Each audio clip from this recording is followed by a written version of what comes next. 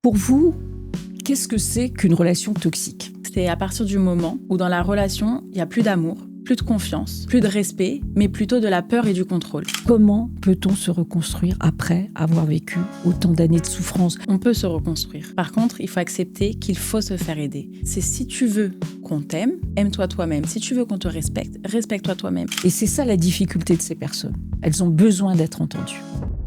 Bonjour, je suis Maître Janine Benadjumta, avocate au barreau de Paris. Et je me suis spécialisée dans le droit de la famille et le droit pénal depuis plusieurs années. Et je m'occupe essentiellement des victimes de violences conjugales. Aujourd'hui, dans ce nouveau numéro de Survivante, j'ai eu envie d'inviter Élodie, qui est une créatrice de contenu, Glow Up Attitude, et qui connaît parfaitement la problématique et qui est thérapeute individuelle et de couple pour aider toutes ces femmes qui sont en souffrance ou qui ont été en souffrance.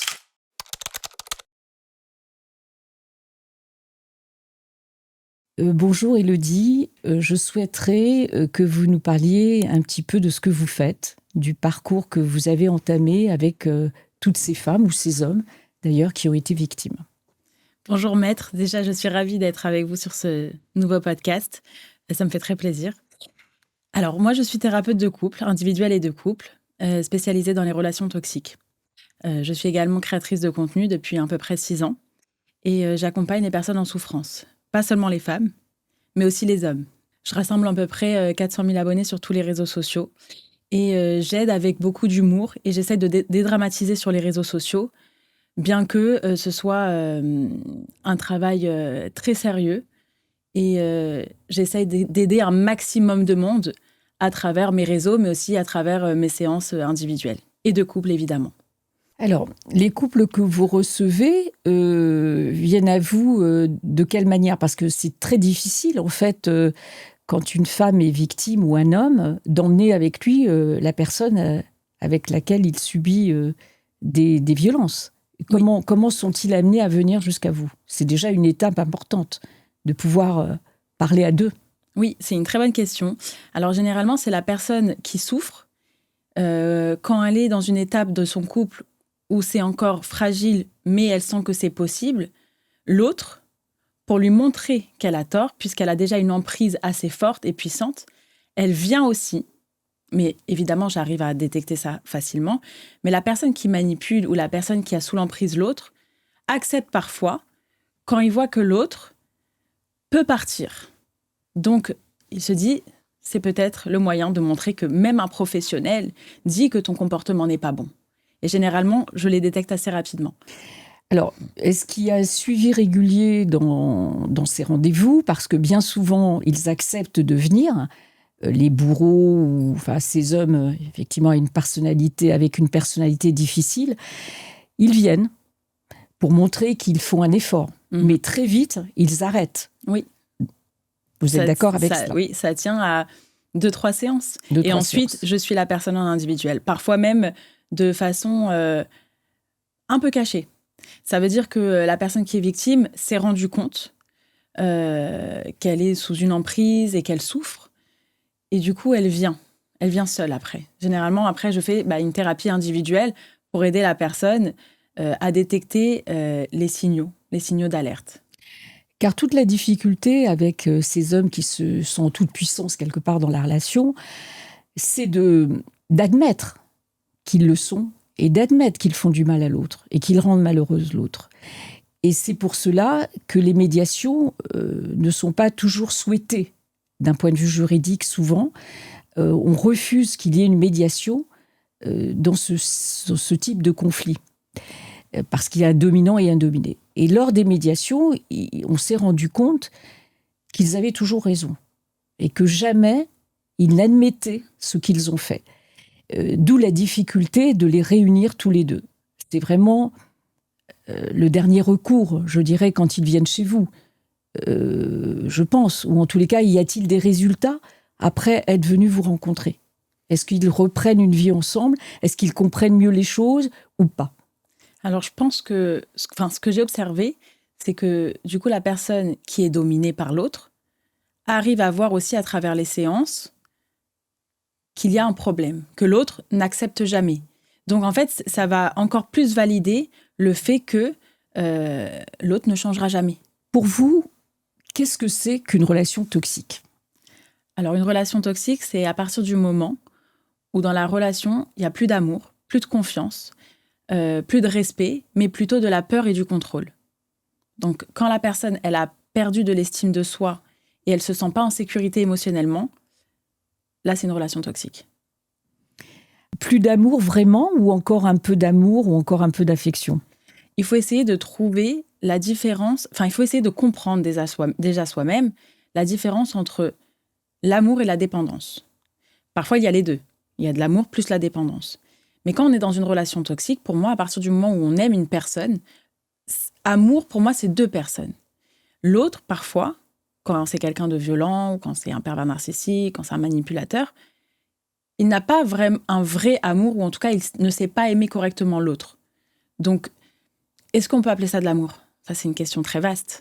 Mais je dirais que quand l'autre ne se sent pas aimé à sa juste valeur. Donc, vous recevez ces personnes pour identifier en fait ce qu'elles vivent aussi, pour mettre l'accent sur ce qu'elles vivent, pour leur faire comprendre, pour les aider à comprendre que la relation n'est pas saine, que la relation est toxique. Car bien souvent, elles ne doivent pas se rendre compte, même en venant vous voir. Alors, ça dépend des gens dans leur niveau de conscience. Mais moi, je vais travailler sur 3 axes fondamentaux. C'est-à-dire que d'abord, je vais la faire prendre conscience. D'abord, on va analyser les comportements. Je vais aussi lui faire prendre conscience que son comportement va avoir un impact sur le comportement de l'autre. Donc, on va d'abord analyser tous les signaux, surtout les signaux d'alerte quand il y a de la violence, que ça soit psychologique, verbale, physique. Je vais d'abord l'amener à l'acceptation de la situation actuelle. Deuxième étape, on va sur la reconstruction de l'estime de soi. Et la dernière étape, c'est reprendre son pouvoir. Apprendre à poser ses limites, s'aimer soi-même avant d'aimer l'autre, se respecter. Et à partir de là, je pense que la personne, une fois qu'elle a fait un grand travail sur soi avec moi, elle ne va plus reproduire ces schémas répétitifs de souffrance.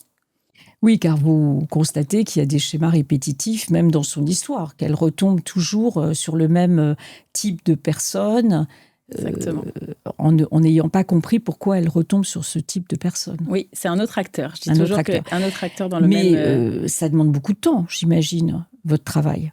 Ça ne peut pas être fait en 3 séances ou 4 séances. Ça demande énormément de mois de travail, de remise de soi-même, d'introspection. Donc c'est très long. C'est très long. Ça peut prendre combien de temps ? Ça peut être une vie pour une personne. Mais disons que les personnes qui sont venues me voir ces dernières années, c'est entre 6 mois, 1 an, 2 ans. C'est un travail c'est un long travail personnel. C'est du développement personnel aussi. C'est vraiment quelque chose. Alors quand la personne, elle veut. Donc moi, j'ai des personnes qui viennent une seule fois.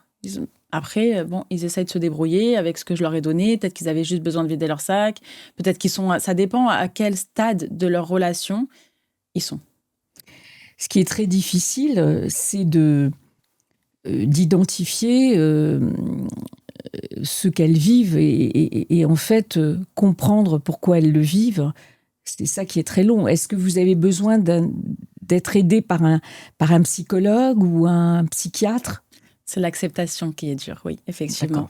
Donc parfois, quand je vois que c'est beaucoup plus profond, beaucoup plus ancré, c'est pour ça que dès le début, je pose des questions. Moi, je suis thérapeute, je fais de la thérapie brève. En soi, je prends une problématique et généralement, on n'a pas besoin d'aller creuser dans l'enfance, etc. Et je l'aide dans son quotidien. Mais si je vois que la personne, elle souffre beaucoup plus profondément, c'est pour ça que dès le début, je pose des questions. Est-ce que vous avez déjà vu un psy, un psychiatre ? Est-ce que vous prenez des médicaments ? Il se peut que soit ils sont déjà suivis, soit je dois les emmener aussi à voir quelqu'un qui va aller travailler plus en parallèle. Exactement. Aussi avec vous, peut-être, oui. Exactement. Et puis peut-être qu'elles viennent aussi, ces personnes, pour des difficultés ponctuelles. C'est ça, savoir, sur quoi je travaille. voilà, savoir l'attitude à adopter devant telle situation, devant tel comportement de l'autre aussi. Exactement. Bah, c'est ça ma spécialité, c'est le C'est ça. relationnel. D'accord, le relationnel. Et en fait, avec ça, on comprend vite que si on adapte tout de suite son comportement face à l'autre, tout le reste va venir. Il n'y a pas forcément besoin d'aller travailler, d'aller chercher, d'aller creuser. Ça fait très mal. C'est encore un travail encore plus lourd. Et parfois, c'est pas forcément bon. C'est pas bon pour tout le monde. Il suffit déjà de comprendre tout ce qu'on ne doit plus accepter et changer soit son comportement pour ne pas être empiété. Parce que généralement, je ne sais pas si vous l'avez remarqué, mais les personnes toxiques ou tout ce qui est manipulateur, pervers narcissique, etc., ils s'accrochent aux empathiques. Bien sûr. Oui. Bien sûr. Pourquoi ? Parce que c'est des personnes qui sont trop généreuses et qui ne savent pas poser leurs limites et qui se sentent coupables quand ils disent non. Et c'est toutes ces choses-là qu'il faut faire, où il faut faire un grand travail personnel pour pouvoir changer son comportement, poser ses limites. Et c'est pas parce qu'on est quelqu'un de hypersensible, empathe, généreux, qu'on ne doit pas savoir mettre un stop. Et puis savoir s'aimer aussi, parce Exactement. que ces femmes ne s'aiment pas forcément. Et moi, je dis toujours quelque chose qui est super important, c'est si tu veux qu'on t'aime, aime-toi toi-même. Si tu veux qu'on te respecte, respecte-toi toi-même. Il y a beaucoup de femmes qui se plaignent de ne pas avoir d'attention. Alors, ça crée des tensions dans le couple, ça fait des discordes, ça fait des disputes. Parfois, les hommes deviennent violents parce qu'ils veulent leur espace. Mais en fait, ces femmes-là, alors je dis femmes, mais ça peut être homme aussi, mais bon, on fait une généralité et on parle des femmes, elles ont un vide. Et elles ne savent pas se donner elles-mêmes de l'attention et elles attendent que l'autre comble ce vide. Alors, l'attitude aussi peut-être qu'elles ont avec les enfants est importante face à ce couple dysfonctionnel, parce que les enfants, ils sont là, ils sont témoins de tout ce qui se passe. Est-ce que vous avez aussi des conseils à leur donner par rapport à l'attitude qu'elles doivent avoir vis-à-vis de leurs enfants ? Comment elles doivent réagir, comment elles doivent se comporter, est-ce qu'elles doivent cacher, est-ce qu'elles doivent dire, est-ce qu'ils le sentent tout seuls ? Enfin, qu'est-ce que vous avez comme conseil à donner à cette femme qui est démunie, en fait, face à ces violences, ou en tous les cas à ces injures, à ces humiliations devant les enfants ? La plupart du temps, alors je parle pour ces femmes qui ont développé cet instinct maternel presque animal, la protection. Quand on devient maman et qu'on est dans des violences conjugales, on se met en mode protection. Et donc, c'est là où on se dit, soit je dois partir, il n'y a rien à faire, parce que je dois sauver aussi mes enfants, ce qu'ils vont voir. Donc, moi déjà, ce que je conseille, même si c'est personnel, c'est qu'il faut montrer à son enfant ce qui est juste et ce qui est le plus important à faire dans une vie, parce qu'une femme, quand elle fonde son foyer, c'est très dur de le déconstruire. Et je sais qu'il y a beaucoup de femmes qui restent en souffrance en se disant « je me sacrifie pour mes enfants ». Mais le problème, c'est que en se sacrifiant, les enfants grandissent. Donc j'ai pu aussi observer, parce que je suis quelqu'un qui observe, qui analyse aussi des couples de tout âge.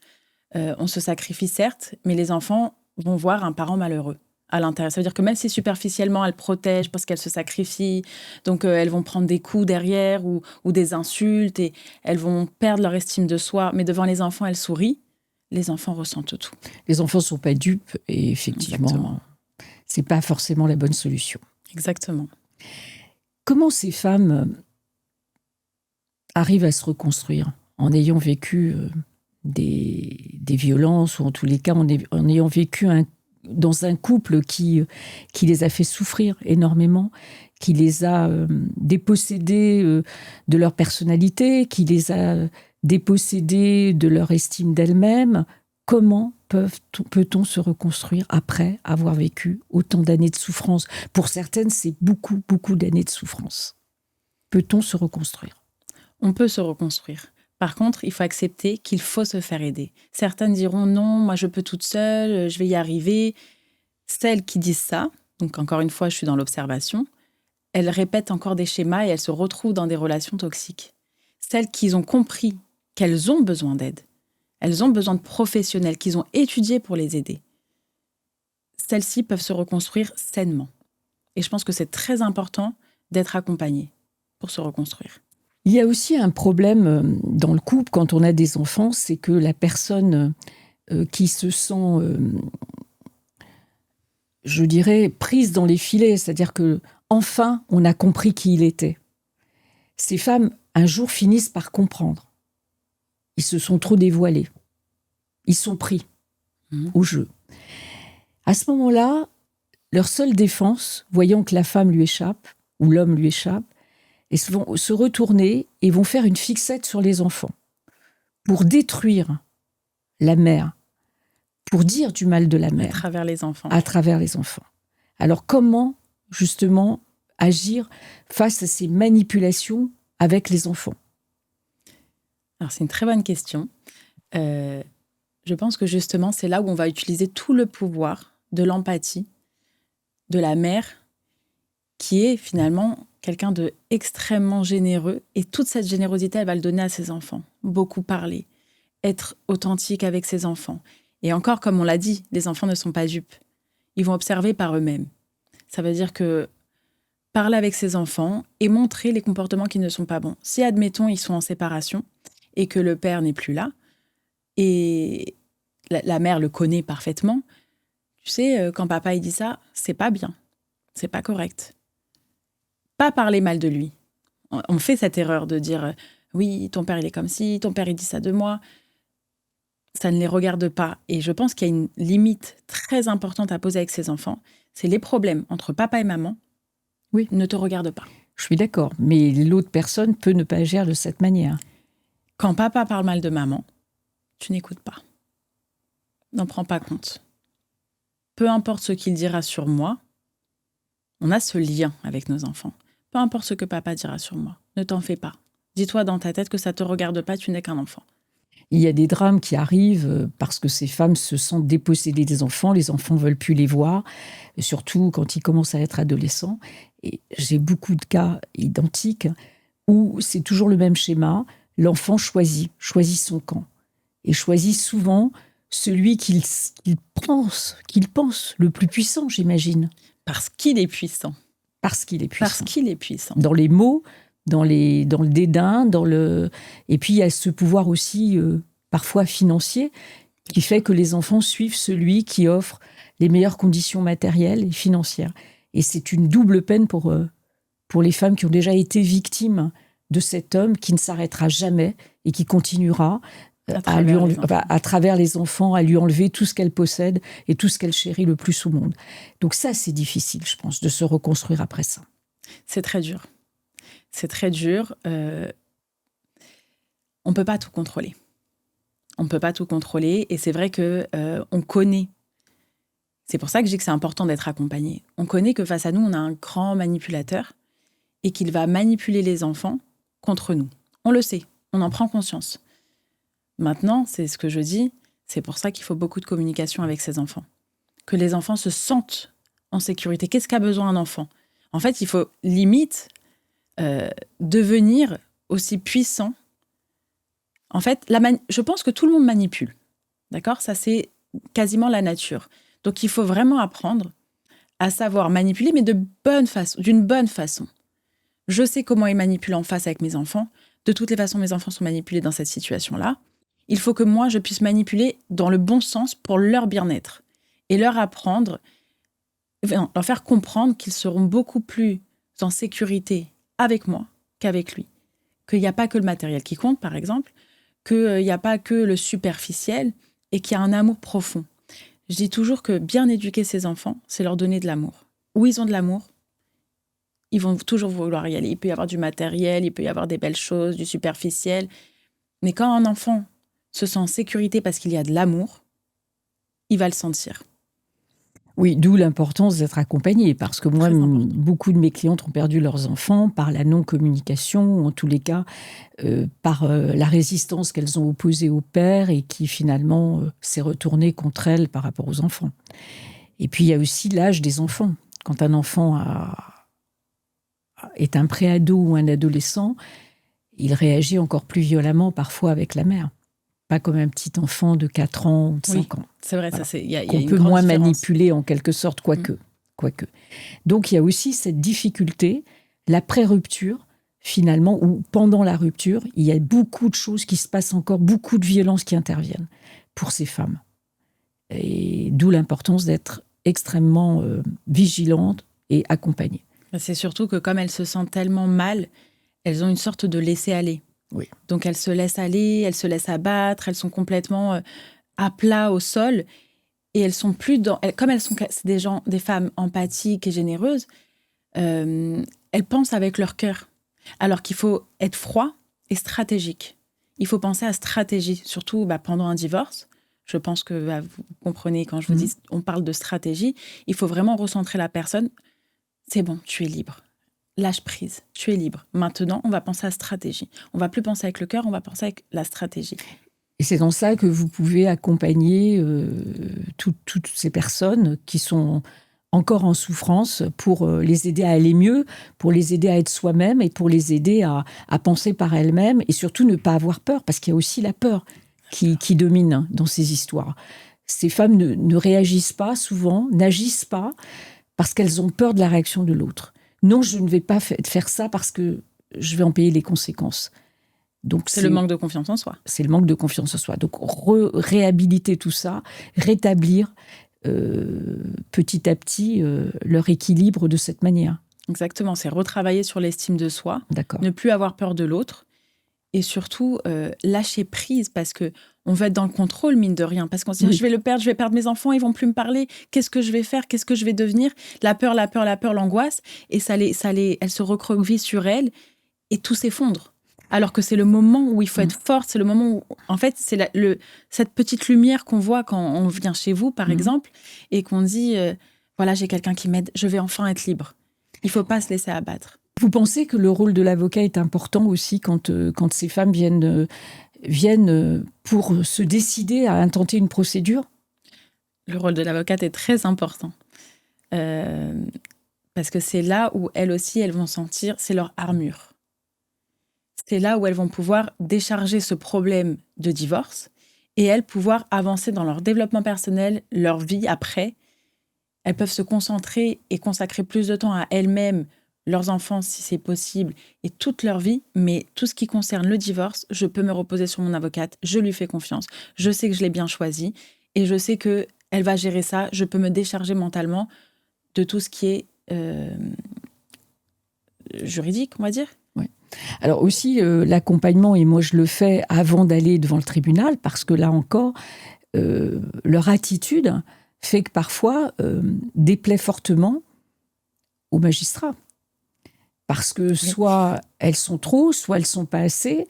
C'est-à-dire qu'elles ne sont pas elles-mêmes. Et en fait, elles donnent un mauvais aspect d'elles-mêmes, parce qu'elles ne sont pas au fond d'elles. C'est tout ce qu'il attend en face, la réaction. Absolument. Donc, est-ce que là aussi, vous pouvez leur donner davantage confiance pour affronter aussi une audience, pour affronter une procédure, parce que c'est lourd, parce que c'est très violent aussi, dans les propos qui sont tenus par la partie adverse, dans les attestations qui sont versées dans les débats, qui sont horriblement cruelles parfois, qui sont faites par des amis ou par de la famille qu'elle croyait acquise, qu'elle croyait chaleureuse avec elle, bienveillante, mais pas du tout. On s'aperçoit qu'on n'a pas que des amis dans une procédure de divorce. Complètement. Je sais exactement de quoi vous parlez. Donc, c'est marrant, mais c'est vrai que... Oui, alors, c'est ça aussi qui est important, je pense, mais je ne sais pas si c'est quelque chose qui est en place. Mais c'est vrai que le rôle de l'avocate, c'est le rôle de l'avocate. Et que parfois, je pense, et je vous le demande d'ailleurs, est-ce que vous pensez qu'on vous demande un peu trop ? Parce que c'est pour ça que je vous disais que c'est important d'être accompagné, parce que... Est-ce que l'avocate doit faire aussi le rôle d'une psychologue ? Alors, en ce qui me concerne, moi, je suis coach certifiée, donc je ne fais pas le rôle d'une psychologue. En revanche, j'accompagne avant l'audience pour les prévenir, pour les préparer à ce qu'est une audience, car elles sont complètement démunies. On ne sait pas qui est qui quand on arrive dans une salle ou dans un cabinet de juge. Donc, le fait de bien poser les choses, de bien structurer les choses avant, leur permet déjà d'être familières avec ce qui les attend. Donc tout ça, ça quand même, ça rend moins apeuré, je dirais, moins angoissé. Et puis, comme je suis coach certifié, je vais aussi les aider quand elles vont avoir une expertise, par exemple, qui a été ordonnée par le juge, et qu'elles vont voir les experts, qu'ils soient psychologues, qu'ils soient psychiatres ou des assistantes sociales, etc., en expliquant le rôle de chacun, comment ça va se dérouler, les questions qu'on risque de lui poser, et elles sont moins prises au dépourvu. Donc ça, c'est important. Donc moi, je l'ai choisi, ce rôle. C'est-à-dire que je suis bien sûr avocate avant tout, pour les problèmes juridiques, pour conseiller et les guider dans la procédure la plus adéquate pour elles, de faire un état des lieux de leur histoire et surtout de les diriger. Soit on fait une plainte, soit on saisit un juge des enfants, soit on saisit un juge aux affaires familiales, soit les deux. Mais je suis aussi là pour les prémunir de ce qu'elles vont entendre, de ce qui va se passer. Ce qui peut faire qu'elles s'effondrent. Pour éviter qu'elles aient encore plus peur, pour éviter aussi qu'elles disent n'importe quoi, parce que lorsqu'on a peur, on peut dire n'importe quoi, on peut avoir la mauvaise posture, et je les prépare justement à garder une posture alignée, qui est digne d'elles, et qui est en accord avec ce qu'elles pensent réellement, et non pas qu'elles vont répondre à une question parce qu'elles pensent que ça va faire plaisir d'entendre la réponse par l'autre personne. Mais il n'y a pas de bonne réponse. Il y a la réponse personnelle, la réponse la plus vraie. Et c'est ça qu'en fait elles oublient, parce qu'elles vont finir par tricher. Il ne faut pas tricher dans cette matière, surtout pas. Et faire comprendre aussi que sans exagérer, les souffrances qu'elles invoquent, les souffrances qu'elles exposent, sont les vraies souffrances qu'elles ont vécues. Voilà. En fait, tout le monde a son rôle et une importance à tout niveau dans l'accompagnement, déjà avant peut-être d'intenter une procédure, pendant aussi, un accompagnement pendant, parce qu'il faut tenir, et puis être accompagné par un avocat qui ne fait que ça, en fait, qui n'a affaire qu'à ce type de problématique. De relation, bien sûr. Parce que sinon, moi j'ai des clientes que je récupère après des années d'errance juridique, et qui me disent, on me disait que j'exagérais, on me disait que j'en rajoutais, et en fait, elles n'ont pas été entendues. Et c'est ça la difficulté de ces personnes. Elles ont besoin d'être entendues. C'est pour ça que c'est très important le choix d'une avocate. Parce que justement, parfois, on est complètement perdu, parce qu'on a dû... L'avocate en soi n'a pas l'habitude de voir ce type de profil. Ou elle minimise, ou il minimise, en fait. Oui. Exactement. Oui. Et se disent oh, c'est exagéré ça, etc. Et y a pas mais c'est pour ça que je vous dis, c'est important vraiment d'être accompagné et de faire la part des choses entre son état émotionnel et la stratégie pour le divorce. C'est très important. Donc je vois que nous sommes sur la même longueur d'onde. Exactement. Élodie, merci d'être venue et d'avoir répondu à mon invitation. Je suis très touchée. Je peux vous poser une dernière question qui me trotte. Comment vous savez, quand vous recevez un client, si vous êtes du bon ou du mauvais côté, si on peut appeler ça comme ça? Alors, c'est vrai que c'est toujours très délicat, parce que qui me dit que c'est pas la personne qui est en face de moi qui a monté tout ça, qui parce en fait en grande victime, qui se pose en victime, mais qui finalement ne l'est pas tant que ça.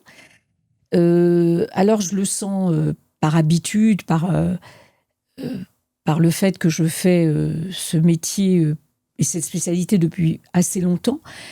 Je le sens par les témoignages qu'elle m'apporte, je le sens par les certificats médicaux, je le sens par le discours, par l'attitude, par la posture qu'elle a. Et je le sens assez vite, en fait. Je le sens assez vite, et certaines personnes, je n'ai pas envie de les accompagner, en fait. Et ça vous est déjà arrivé de dire Oui, bien sûr. Oui, bien sûr, en sentant qu'il y a beaucoup de jeu dans ce qu'elle dit, il y a beaucoup de postures tragédiques, etc. Mais ce qui est pas la réalité. Par exemple, tout bêtement, je reçois une femme qui ne veut pas lâcher ses enfants. Alors que les enfants, voilà, elle les a eus avec cet homme, elle l'a su. Et c'est vrai qu'il a des défauts, très probablement, mais pas avec les enfants. En tous les cas, c'est ce qu'elle dit. Donc pourquoi ne pas lui laisser ? Pourquoi ? À partir du moment où il n'y a pas de danger, à partir du moment où c'est un bon père, pourquoi ne pas lui laisser ? Parce que elle pense que ce qu'il lui a dit ou ce qu'il a fait, il va reporter exactement les mêmes faits sur les enfants. Mais pas forcément. Donc ça, il faut que j'apprenne à lui faire comprendre que ça n'est pas possible. Et à partir du moment où elle n'est pas d'accord, où mon discours ne lui plaît pas, je pense qu'on n'a rien à faire ensemble. Vous avez raison. Les enfants appartiennent aux deux parents. Absolument. Merci beaucoup de m'avoir reçue. Je vous en prie. Et à bientôt, puisque nous suivons le même chemin. Nous aurons l'occasion de nous retrouver et nous recontacter et peut-être retravailler ensemble sur d'autres problématiques. Exactement. Merci beaucoup. Merci à vous.